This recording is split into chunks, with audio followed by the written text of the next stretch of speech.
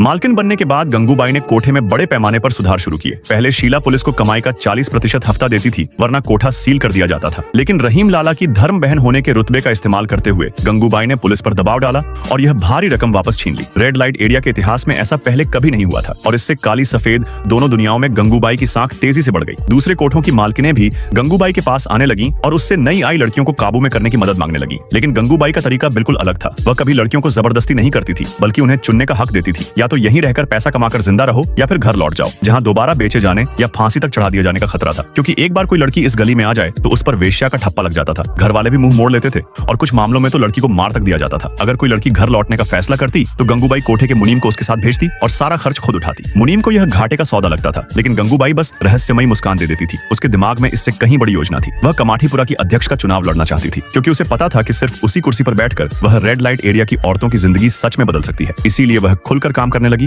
और धीरे धीरे अपनी लोकप्रियता बढ़ाने लगी। गंगूबाई की असली टक्कर थी रजियाबाई से, जो 3 बार से अध्यक्ष बनी आ रही थी। रजियाबाई किन्नर समुदाय से थी, यानी तीसरा लिंग, जिसे धार्मिक मान्यताओं में खास सम्मान मिलता है और जिसके पास बड़ी ताकत और मजबूत जन समर्थन था। दोबारा जीतने के लिए रजियाबाई पहले से ही रैलियां और प्रदर्शन कर रही थी, पूरे रौब के साथ। गंगूबाई जानती थी कि सिर्फ दिखावे से रजियाबाई को हराया नहीं जा सकता। इसके लिए जमीन पर काम करना जरूरी था। इसलिए वह फिर से रहीम लाला के पास पहुंची और रेड लाइट एरिया में उसके शराब के धंधे को संभालने की बात रखी। कोठों में खूबसूरत औरत और बढ़िया शराब का नया मॉडल लागू करने के लिए। शुरुआत में रहीम लाला राजी नहीं था, क्योंकि यह नियमों के खिलाफ था। लेकिन जब गंगूबाई ने कहा कि वह यह सब अपने लिए नहीं बल्कि कमाठीपुरा की लाखों औरतों के लिए कर रही है, तो रहीम लाला पिघल गया। उसने एक बार नियम तोड़ने का फैसला किया और गंगूबाई को खुद एक लग्जरी कार तोहफे में दी, उसकी जीत की शुभकामनाओं के साथ। गंगूबाई ने भी उसे निराश नहीं किया। अपने खास एलीट मॉडल की वजह से शराब की बिक्री तेजी से बढ़ी और गंगूबाई ने दूसरी बड़ी कमाई कर ली, जिससे उसके चुनाव अभियान को जबरदस्त ताकत मिली। उधर यह खबर जल्दी ही रजियाबाई तक भी पहुंच गई और उसने गंगूबाई को रेड लाइट एरिया में मिलने का न्योता भिजवा दिया।